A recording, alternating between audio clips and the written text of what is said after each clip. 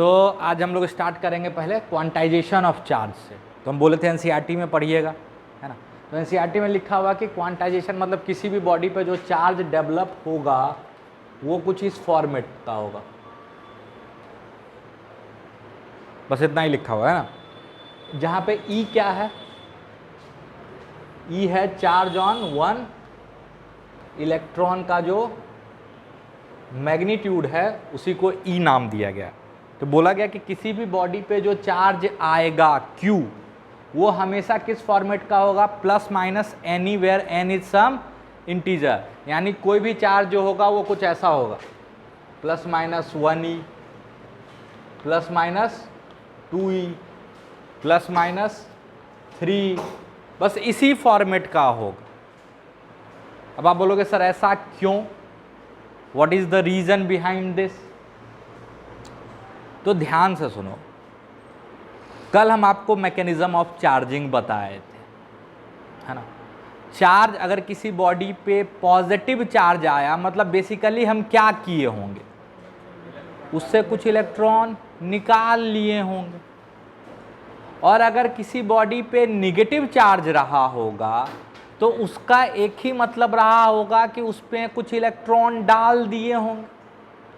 अच्छा, आप कितना इलेक्ट्रॉन डाल सकते हो, 1, 2, 10, 20, 1000, 20,000।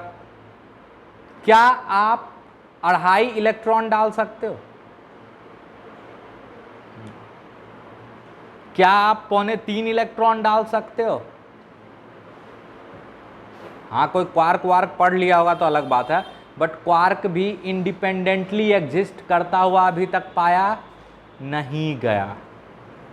ठीक है, एनसीईआरटी में भी चर्चा किया क्वार्क का, उस पर इतना चार्ज होता है, प्लस माइनस 1/3e और plus minus 2/3, but quark independently पाया नहीं जाता, है ना।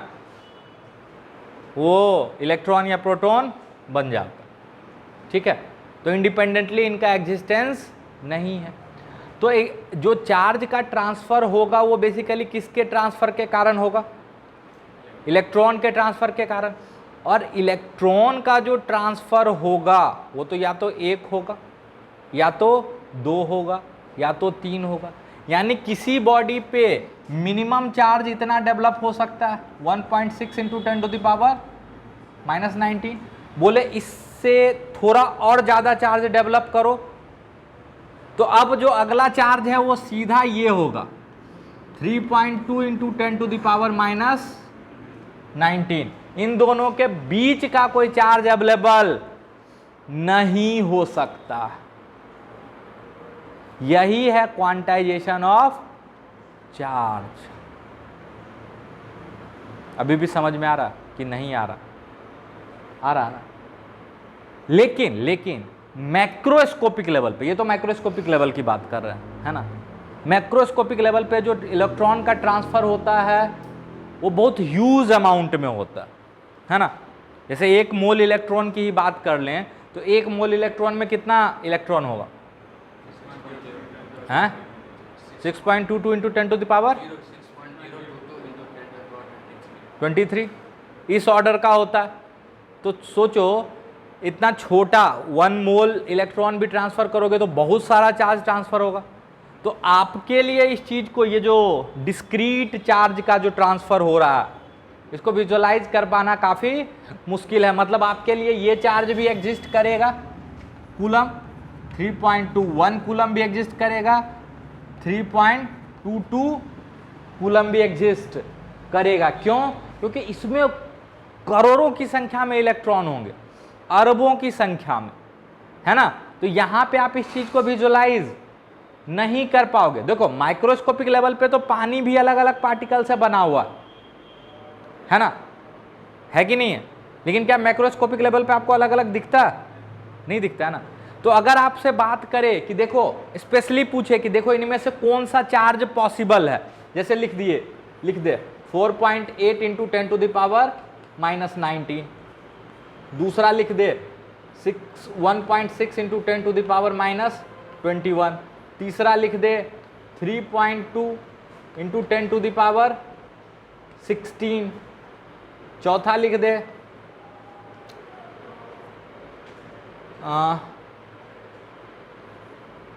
8 into 10 to the power -15।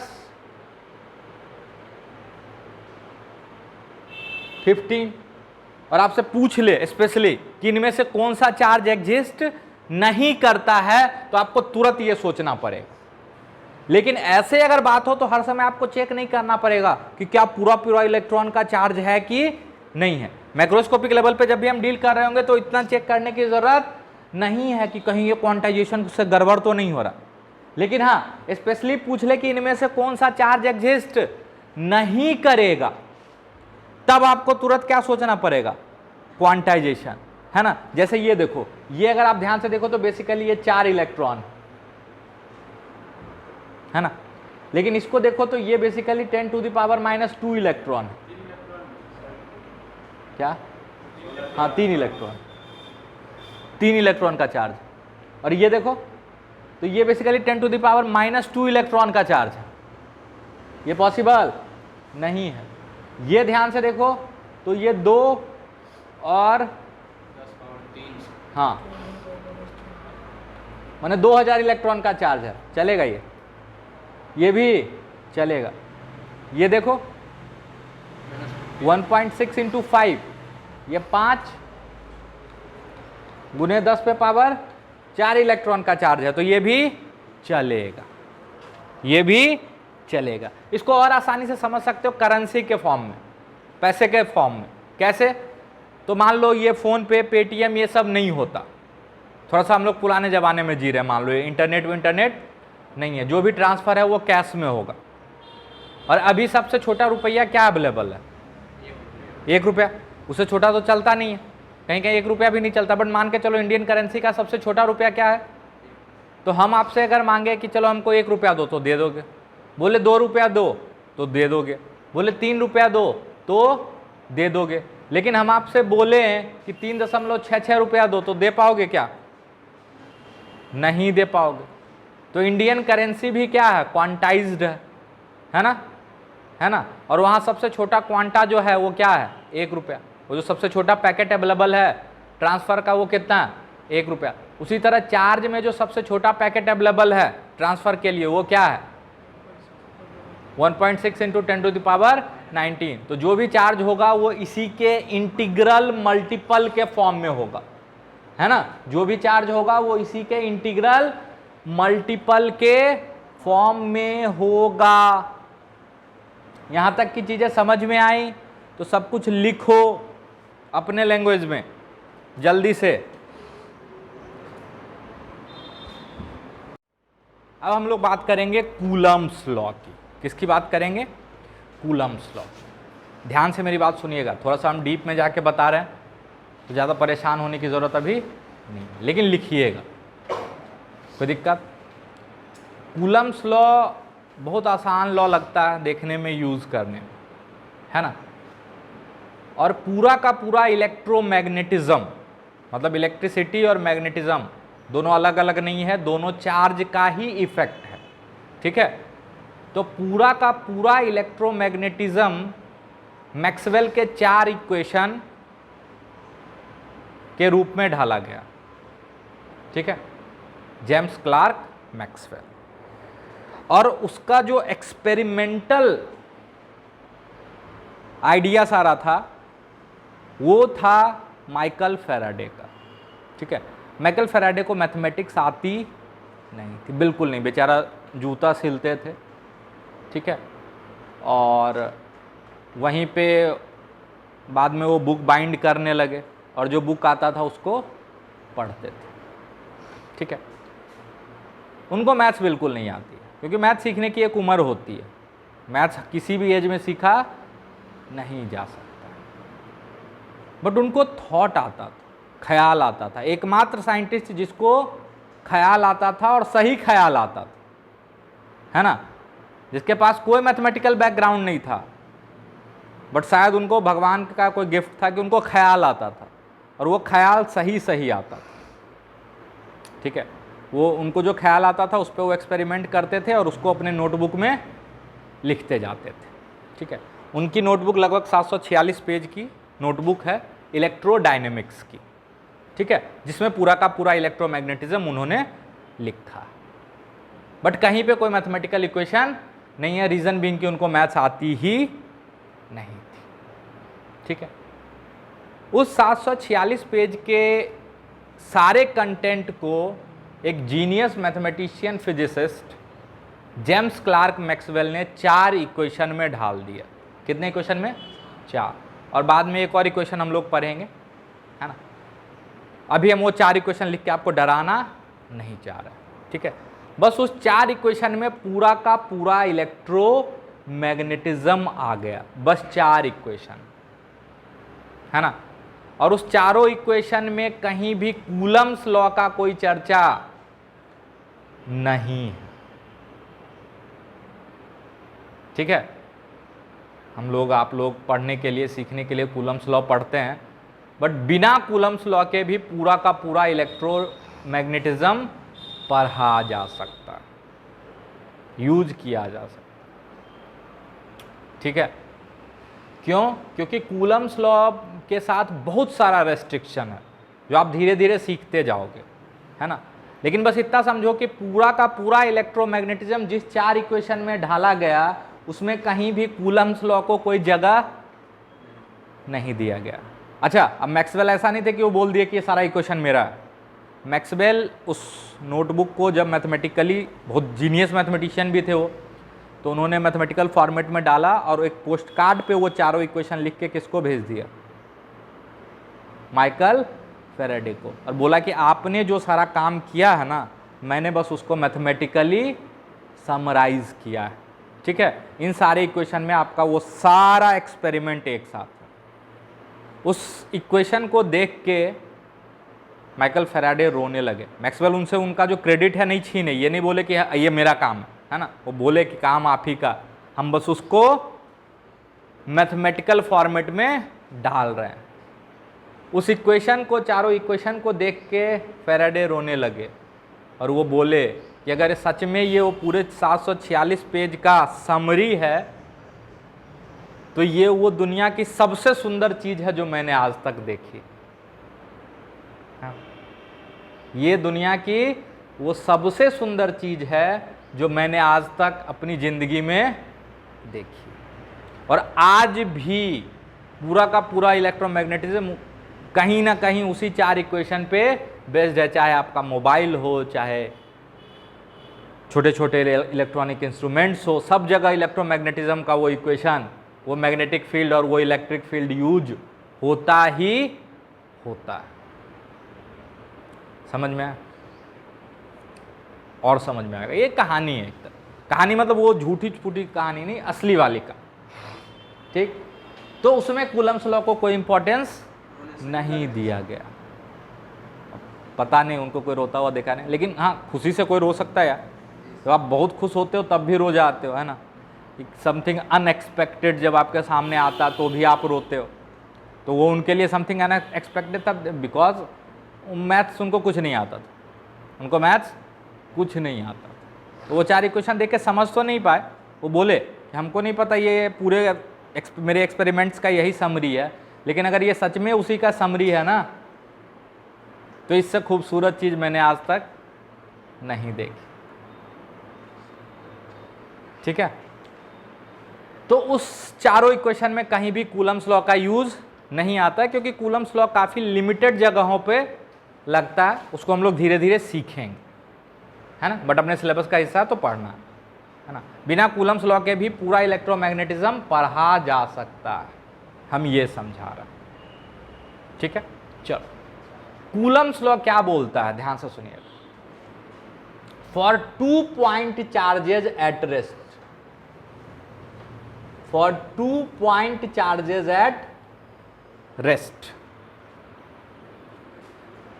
Force of interaction between them, force of interaction, अब सेम नेचर का चार्ज होगा तो रिपेल कर रहा होगा, और अपोजिट नेचर का चार्ज होगा तो अट्रैक्ट कर रहा होगा, ठीक है। तो कूलम ने कहा कि for 2 charges at rest, charges में भी कौन सा चार्ज लिखना है, for 2 point charges at rest, the force of attraction between them is given as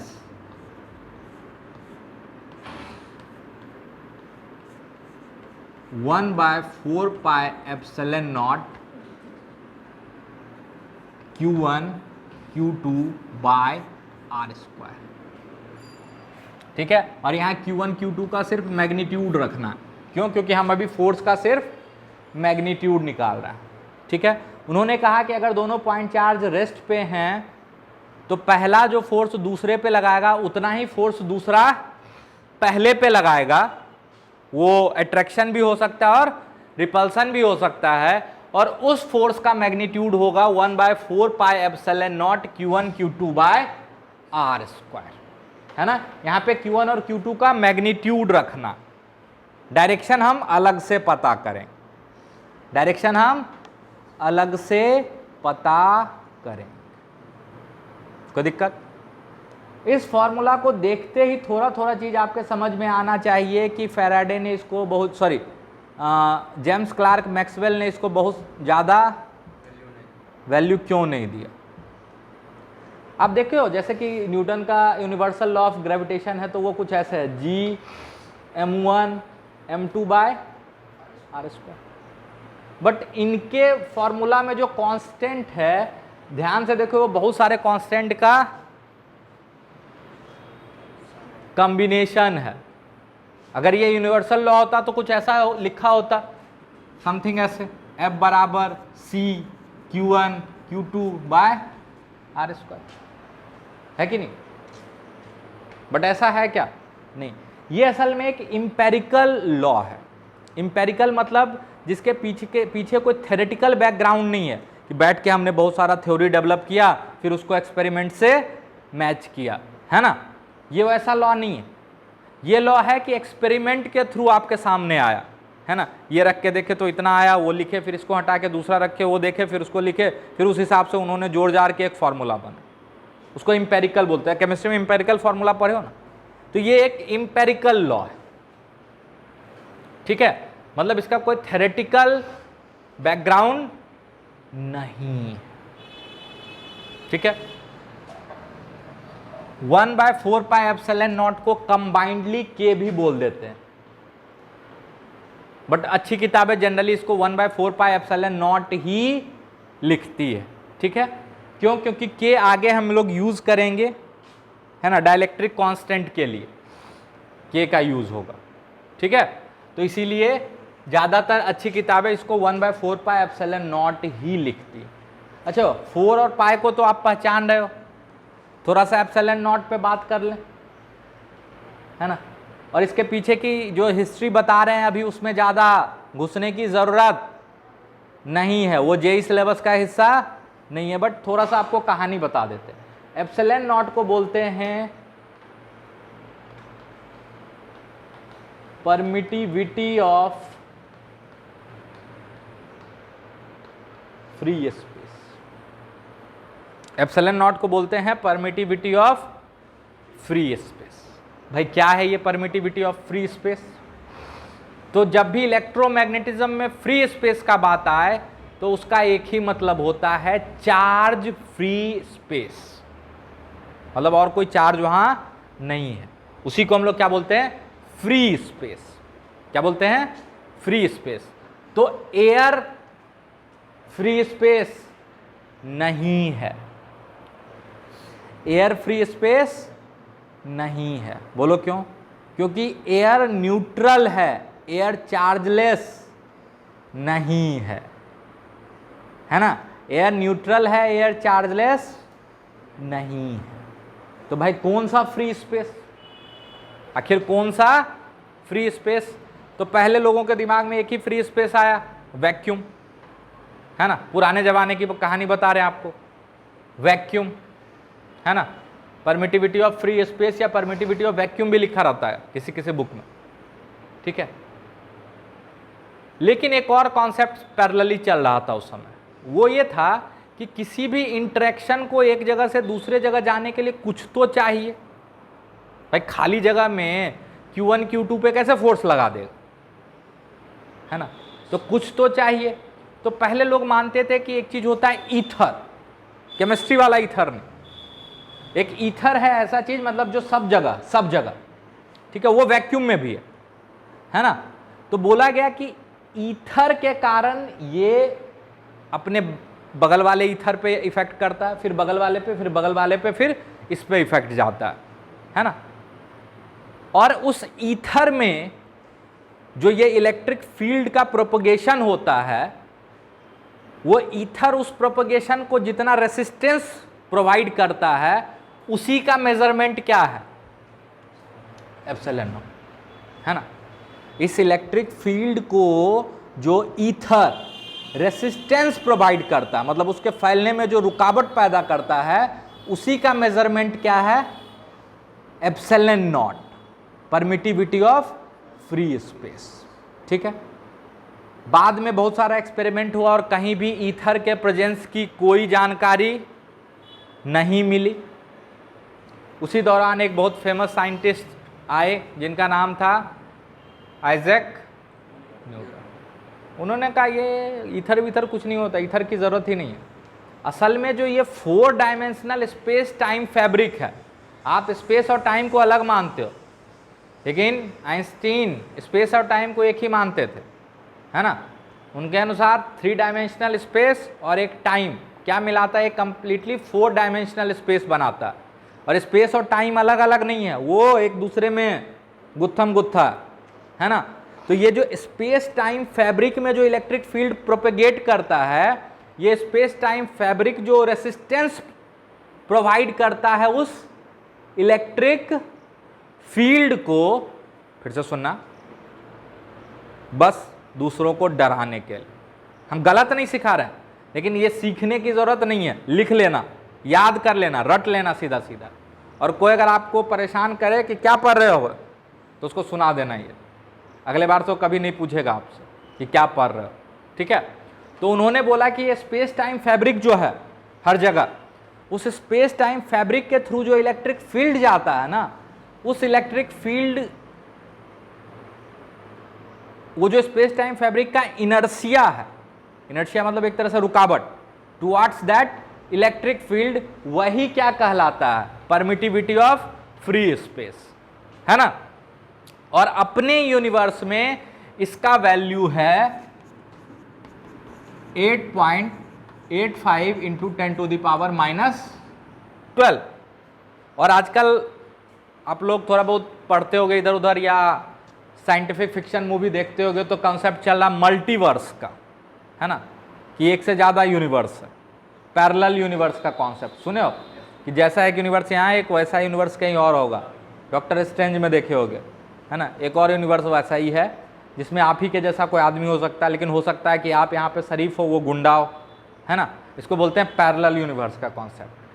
तो आइंस्टीन ने बोला कि अपने यूनिवर्स का जो इनर्शिया है स्पेस टाइम फैब्रिक का टुवर्ड्स इलेक्ट्रिक फील्ड, वो क्या है, एप्सिलॉन नॉट। हो सकता है हम दूसरे यूनिवर्स में जाए तो वहां पे ये इसका वैल्यू अलग हो, यानी आप कहीं जाते हो और आपको इसका वैल्यू अलग दिख जाता, समझ जाओ आप दूसरे यूनिवर्स में पहुंच गए, ठीक है, समझ में आ रहा है। तो इसको अब छोड़ते हैं, अपने सिलेबस के हिसाब से जो इंपॉर्टेंट है उस पर बात करते हैं। अपने सिलेबस के हिसाब से ई नॉट को क्या बोलेंगे, परमिटिविटी ऑफ फ्री स्पेस, या सिंपली ऐसे बोल सकते हो कि हमारे यूनिवर्स का one of the most fundamental constant में से एक है। जैसे जी एक है ना यूनिवर्सल कांस्टेंट, उसी तरह का एक फंडामेंटल कांस्टेंट्स में से एक है एप्सिलॉन नॉट, जिसको हम लोग क्या बोलते हैं, परमिटिविटी ऑफ फ्री स्पेस। हाँ ठीक है, इसका मतलब जब भी 2 चार्ज पार्टिकल होगा, ध्यान से सुनना, दोनों रेस्ट पे है, 2 चीज यूज कर रहे हैं, चार्ज पार्टिकल और एक दूसरा चीज रेस्ट पे, तो दोनों ये इस पे जितना फोर्स लगाएगा उतना ही फोर्स ये इस पे लगाएगा, और उस फोर्स का मैग्नीट्यूड क्या होगा, 1/4 pi epsilon not into Q1 का मैग्नीट्यूड, Q2 मैग्नीट्यूड बटे डिस्टेंस का स्क्वायर। इसको ऐसे भी लिखा जाता है कि Q1 Q2 by R square, और K का वैल्यू हो जाता है 9 × 10⁹ न्यूटन मीटर स्क्वायर पर कूलम स्क्वायर।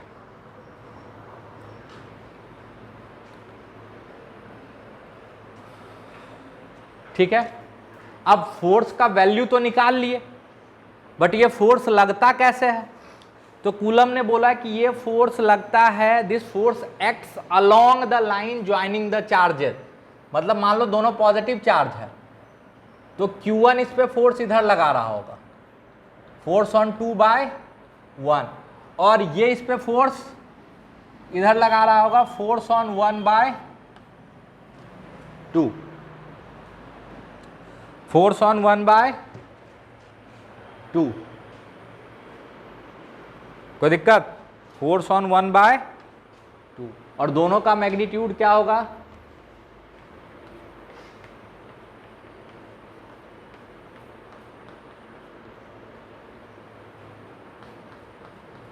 बटा आर स्क्वायर। यहां पे चार्ज कैसे लेना है? Without sign. यहां पे चार्जेस का वैल्यू कैसे लेना है? Without sign.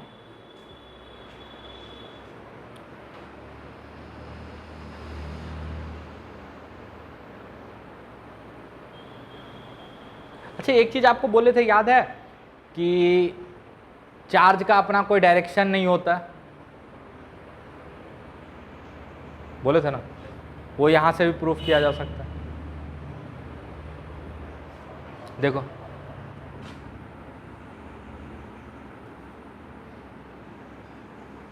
ये दो चार्ज है, ठीक है,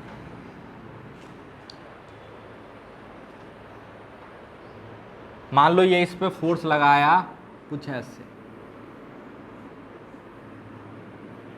उस लाइन के अलोंग ना लगा के किसी और डायरेक्शन में लगा। ठीक है, ध्यान से सुनते जाना मेरी बात। अच्छा, आपको बताए हैं कि स्पेस आइसोट्रोपिक होता है, हर डायरेक्शन में एक जैसा होता है। अरे बताया ना, रोटेशन से कोई फर्क नहीं पड़ता, ट्रांसलेशन से भी कोई फर्क नहीं पड़ता। ट्रांसलेशन से कोई फर्क नहीं पड़ता, उसको क्या बोलते हैं? यूनिफॉर्म, है ना। रोटेशन से कोई फर्क नहीं पड़ता, उसको क्या बोलते हैं? आइसोट्रोपिक। याद है, रोटेशन में चर्चा की। तो मान लो ये इस पे फोर्स ऐसे लगाता है, ठीक है, एक पॉइंट चार्ज ऐसे, एक पॉइंट चार्ज ऐसे। तो इस फोर्स का देखो दो कंपोनेंट है, एक इधर और एक इधर, है ना। इस फोर्स का दो कंपोनेंट है, एक इधर और एक इधर। हम क्या किए, इस चार्ज कॉन्फ़िगरेशन को 180 डिग्री रोटेट कर दिए। क्या किए? 180 डिग्री रोटेट कर दिए। तो अब फोर्स कैसे लगने लगा? एक इधर और एक इधर लगने लगा। अरे लगने लगा ना। सिस्टम में कोई चेंज आया क्या? नहीं, बिकॉज स्पेस इज आइसोट्रोपिक, घुमाने से तो कोई फर्क पड़ेगा नहीं। लेकिन फोर्स में चेंज आ गया, दैट मीन्स ये कंपोनेंट तो एग्जिस्ट नहीं करता। अगर ये कंपोनेंट एग्जिस्ट करेगा मतलब चार्ज का अपना डायरेक्शनल प्रेफरेंस है, ऐसे रखने पे अलग फोर्स लगाता है और ऐसे रखने पे अलग फोर्स लगाता है। अरे चार्ज का खुद का कोई डायरेक्शनल प्रेफरेंस नहीं है ना, कल यही सिखाए थे ना, इट इज स्केलर क्वांटिटी, इसका कोई डायरेक्शन नहीं होता। उसी का जवाब, अगर घुमाने से ये वाला फोर्स ऐसे हो जाए, दैट मीन्स चार्ज का डायरेक्शनल प्रेफरेंस होने लगा, है ना, जो कि नहीं होता। इसीलिए जो ये फोर्स इस पे लगाएगा वो इसी लाइन के अलोंग लगाएगा, और जो ये फोर्स इस पे लगाएगा वो इसी लाइन के अलोंग लगाएगा। अगर किसी और डायरेक्शन में लगाया तो क्या होगा? घुमाने से चार्ज कॉन्फ़िगरेशन तो सेम रहेगा लेकिन फोर्स बदल जाएगा। मतलब सेम ही चार्ज कभी इधर फोर्स लगा रहा है और कभी इधर लगा रहा है, मतलब चार्ज का खुद का डायरेक्शन है। अरे स्पेस का तो कोई प्रेफरेंस नहीं है ना कि इस डायरेक्शन में हम ज़्यादा खुश हैं और इस डायरेक्शन में कम खुश हैं।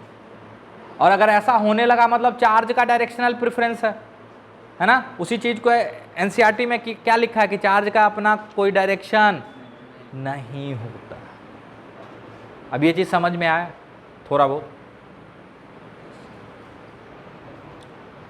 पक्का?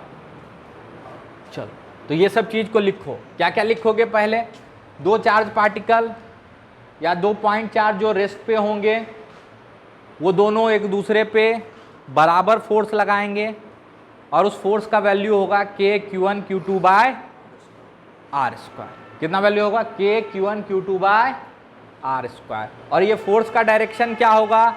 Along the line joining the charges.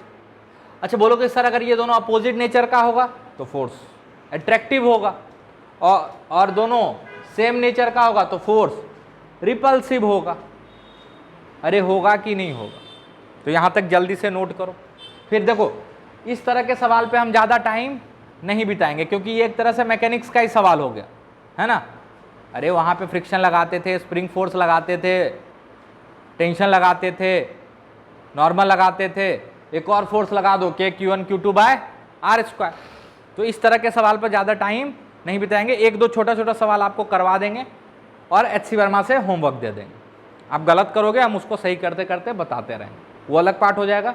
और हम सीधे शुरू कर देंगे इलेक्ट्रिक फील्ड, जो कि बहुत इंपॉर्टेंट होगा इस चैप्टर के लिए ही नहीं, पूरे इलेक्ट्रोमैग्नेटिज्म के लिए, ठीक है ना। तो हम लोग ज़्यादा टाइम कहाँ पे देंगे? फील्ड वाले पार्ट पे। कोई दिक्कत? तो यहाँ तक जल्दी से नोट करो, ठीक है। प्रिंसिपल ऑफ सुपरपोजिशन पे बात करेंगे, फिर पार्टिकल या पॉइंट चार्ज पे बात करेंगे, ठीक है। तो पहले प्रिंसिपल ऑफ सुपरपोजिशन पे बात कर लेते हैं। मान लो एक से ज़्यादा पार्टिकल, मान लो Q1 है, Q2 है, Q3, कोई पॉजिटिव है कोई निगेटिव है, उससे कोई फर्क नहीं पड़ता। अब आपसे कोई पूछ ले कि Q1 पे टोटल कितना फोर्स लग रहा, Q1 पे टोटल कितना फोर्स लग रहा, तो बहुत से लोग प्रिंसिपल ऑफ सुपरपोजिशन को गलत तरीके से इंटरप्रेट करते हैं। हम आपको इसका रियल मीनिंग समझा रहे हैं। देखो जब सिर्फ Q1 और Q2 होता तब तो तुरंत हम कूलम्स लॉ लगा के फोर्स निकाल लेते कि ये इस पे लगाएगा के Q1 Q2 by r square और ये इस पे भी लगाएगा के Q1 Q2 by r square. अब बात आता कि Q3 भी है, तब क्या होगा? Q3 भी आ जाए पिक्चर में, Q4 भी आ जाए, Q5 भी आ जाए, Q8 भी आ जाए, Q9 भी आ जाए, Q10 भी आ जाए, तो क्या होगा, है ना। तो कैसे Q1 पे फोर्स निकालेंगे?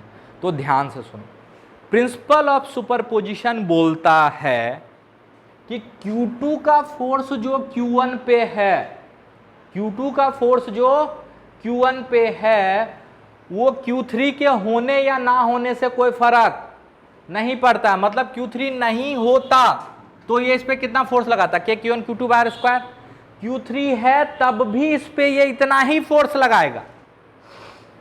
मतलब इन दोनों का इंटरेक्शन तीसरे चार्ज के होने या ना होने से चेंज नहीं होता।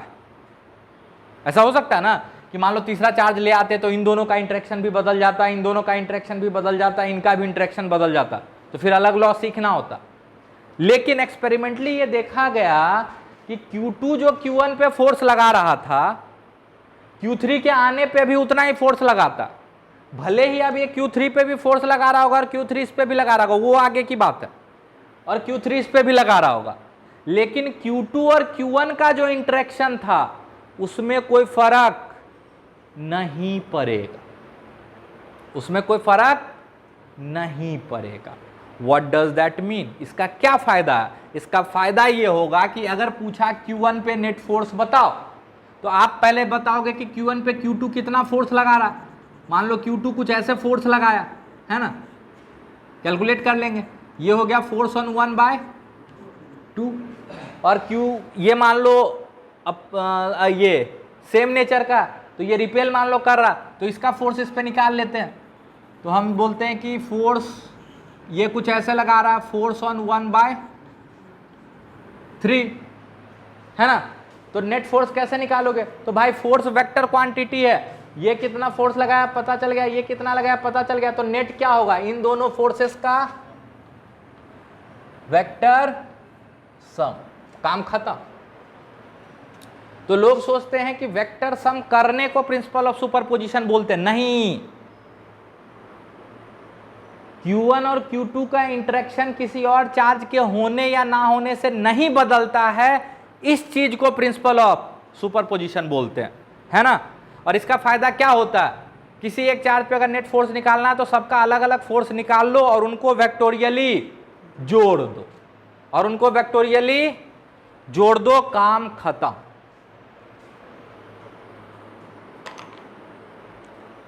उनको वेक्टोरियली जोड़ दो, काम खत्म। यहां तक में कोई परेशानी, कोई दुविधा तो बताइए।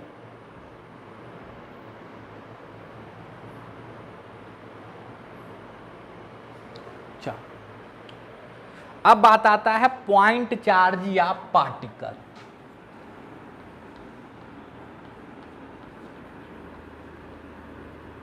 पॉइंट चार्ज को समझने के लिए एक और कॉन्सेप्ट आता है, that is the concept of particle, जो कि हम आपको सिखा चुके हैं, अगर थोड़ा बहुत याद है तो, है ना। पार्टिकल सिखा चुके हैं। अच्छा, पॉइंट चार्ज सुन के आपके मन में क्या आता है? इलेक्ट्रॉन या प्रोटॉन। तो हम क्या जिंदगी में इलेक्ट्रॉन और प्रोटॉन पे चार्ज निकालने के लिए कूलम लॉ सीखे हैं? एटम के अंदर जाके काम करोगे।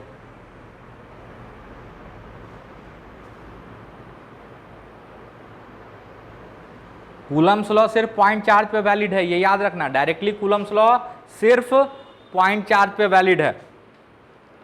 तो भाई पॉइंट चार्ज में कितना छोटा, तो अगेन छोटा या बड़ा, ये रिलेटिव टर्म है। कैसा टर्म है? Relative term.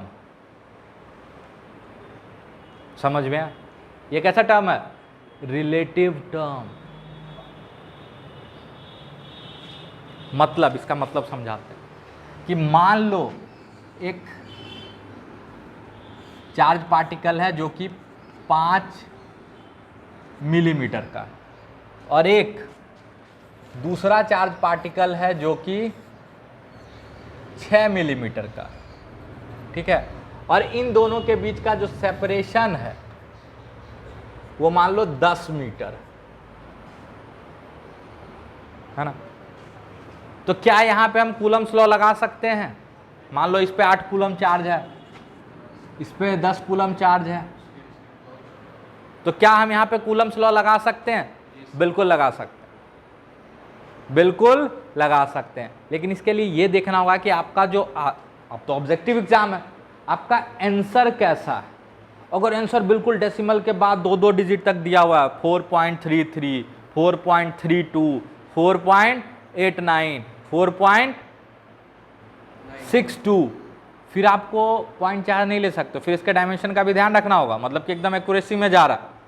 लेकिन अब फोर्स दिया हुआ है, एक दिया हुआ है 4.3, दूसरा दिया हुआ है 430, एक दिया हुआ है 43, है ना, और एक दिया हुआ है 26। तो आप तुरंत समझ जाओगे कि बहुत ज़्यादा एक्यूरेसी की ज़रूरत नहीं है। और उस समय आप देख सकते हो कि 10 मीटर के रिस्पेक्ट में 5 मिलीमीटर का कोई खास औकात नहीं है। अरे 10 मीटर लंबा लो, उसमें 5 मिलीमीटर इधर जोड़ दो, 5 मिलीमीटर इधर जोड़ दो, दूर से तो पता भी नहीं चलेगा। तो इस सेपरेशन के लिए इन दोनों को हम मस्त पॉइंट चार्ज ट्रीट कर सकते हैं, है ना। तो फोर्स, अब जो गधा बच्चा वो बैठ के निकालता रहेगा इंटीग्रेशन करके, है ना। जो समझदार है वो सीधा लिखेगा कि फोर्स का जो मैग्नीट्यूड होगा वो होगा K Q1 Q2 बटा, खत्म खत्म। समझ में आया? और खतरनाक कब होता पता, ये तो ऐसा सेफ है आपको थोड़ा सा आइडिया भी लग जाएगा। आगे हम आपको बताएंगे रिंग किसी पॉइंट पे कितना फोर्स लगाता है, रॉड किसी दूसरे चार्ज पे कितना फोर्स लगाता है ना, सिखा देंगे आपको आगे।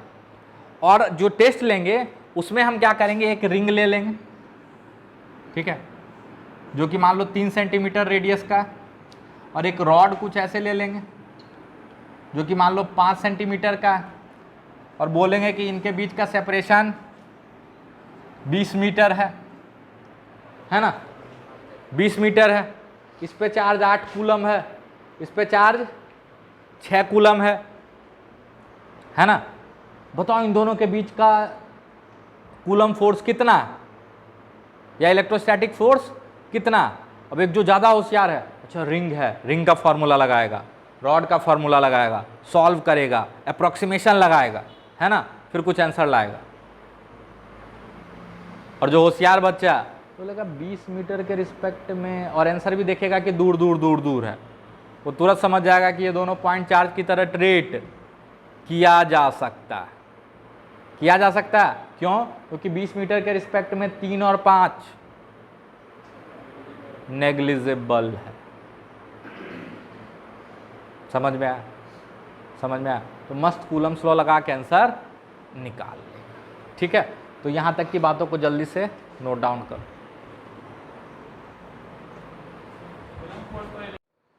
कूलम्स लॉ से रिलेटेड मात्र हम 2 सवाल करेंगे, बाकी आपको होमवर्क दे देंगे, है ना। और कल हम लोग स्टार्ट करेंगे इलेक्ट्रिक फील्ड। बहुत इंपॉर्टेंट कॉन्सेप्ट होने वाला है इलेक्ट्रिक फील्ड का। कोई दिक्कत? ठीक है, या कुछ होमवर्क देके एक दिन का गैप दे दें? गैप नहीं, ठीक। तो कल हम लोग स्टार्ट करेंगे इलेक्ट्रिक फील्ड।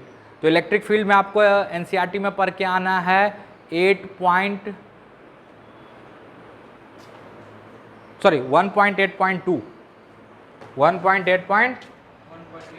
हाँ, पहला चैप्टर 8वां सेक्शन उसका सेकंड पार्ट।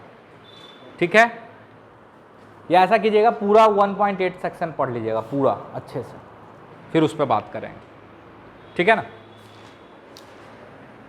एक सिंपल सा सवाल देते हैं, है ना, तो आपको समझ में आ जाएगा कूलम्स लॉ में बहुत कुछ नहीं है, मैकेनिक्स ही है ना।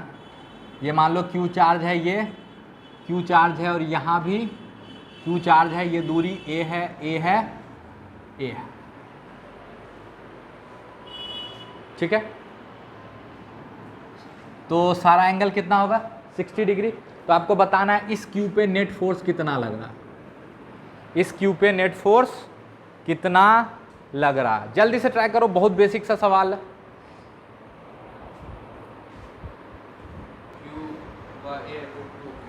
देखो बहुत बेसिक सा सवाल है, बहुत सरा हुआ सवाल है।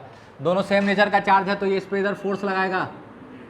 मान लेते हैं फोर्स कुछ लगाएगा, कितना लगाएगा फोर्स, के Q square by A square. उसी तरह ये इस पे इधर फोर्स लगाएगा, कितना लगाएगा, के Q square by A square. देखो तो दोनों का मैग्नीट्यूड सेम है, दोनों वेक्टर का मैग्नीट्यूड सेम है रे, मैग्नीट्यूड सेम है ना, सिर्फ डायरेक्शन अलग है। कितना एंगल है दोनों वेक्टर के बीच में, ध्यान से देखो तो 60 डिग्री। अच्छा, दोनों वेक्टर का अगर वैल्यू हम मान ले f, मैग्नीट्यूड f मान सकते हैं, तो दो वेक्टर अगर सेम लेंथ का हो तो उसका रिजल्टेंट उसके बीचों बीच आता, सिखा चुके हैं। अरे आएगा, ये हो जाएगा नेट फोर्स। अब इसको निकालने का 2 तरीका, या तो रिजॉल्व करके निकाल लो, या डायरेक्ट फॉर्मूला लगा दो √a² + b² + 2ab cos theta. उससे सॉल्व करोगे तो एफ नेट बराबर मेरे हिसाब से आ जाएगा √3f। ठीक है, √f² + f² + 2f cos 60 होगा, अरे होगा ना। तो यहां से क्या हो जाएगा, एफ नेट जो होगा वो वर्टिकली अपवर्ड डायरेक्शन में होगा, और कितना हो जाएगा √3 के क्यू² bye a²।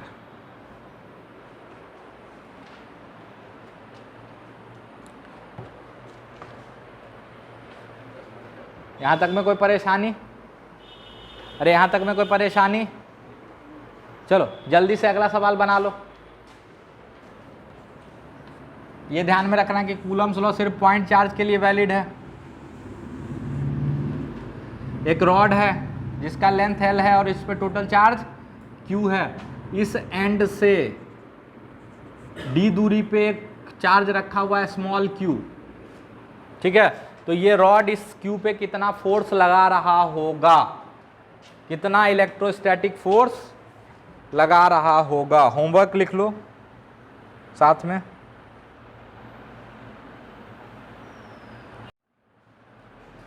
एच.सी. Verma question number 1 से 23 पार्ट 2 में मिलेगा। चैप्टर नंबर याद नहीं है, देख लेना, 23 होगा शायद।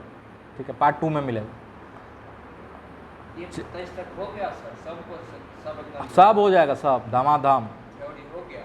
हाँ हाँ, और एग्जाम्पल का 1 से लेके 6, अच्छा 1 से लेके 23 तक में 22 नंबर एक छोड़ देना, ठीक है, वो हम समझा देंगे। 22 नंबर छोड़ दीजिएगा।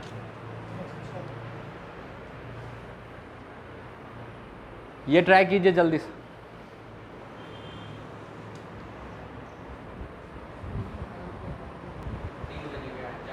देखो कूलम्स लॉ सिर्फ पॉइंट चार्ज के लिए वैलिड है, तो ये तो रॉड है, कैसे लगाओगे आप? तो कुछ होशियार बंदे क्या करते, सारा का सारा चार्ज सेंटर पे मान लिए, सॉल्व कर दिए। तो जैसे सेंटर ऑफ मास पढ़े थे ना, वैसे सेंटर ऑफ चार्ज जैसा कोई चीज नहीं होता।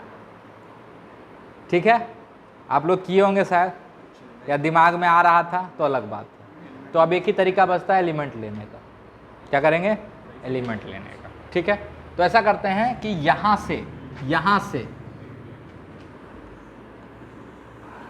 x दूरी पे जाके एक छोटा सा एलिमेंट काट लेते हैं जिसका लेंथ है dx। ठीक है, बहुत छोटा सा टुकड़ा। ठीक, अच्छा ये बता, इस छोटे से टुकड़े पे जो छोटा सा चार्ज dq होगा वो कितना होगा? तो वो हो जाएगा q/l dx। इसमें किसी को कोई परेशानी है तो बताओ, वो कितना हो जाएगा? q/l dx। यहां तक में कोई परेशानी? चल, क्या? अरे यहां से दूरी x लिखे हैं, l कहाँ है इसमें? हम दूरी लिखे हैं x। ठीक है, x दूरी पे जाके एक छोटा सा टुकड़ा काट लिए dx, और उस छोटे से टुकड़े पर चार्ज कितना होगा? q/l dx, q/l dx। ठीक है सर, अच्छी बात है। अच्छा ये जो छोटा सा टुकड़ा है वो इस पर थोड़ा सा छोटा सा फोर्स लगा रहा होगा, कितना फोर्स लगा रहा होगा? df। ये हो जाएगा k q1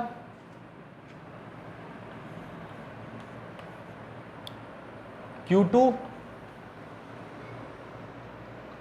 बटा दूरी का स्क्वायर। दूरी कितना है?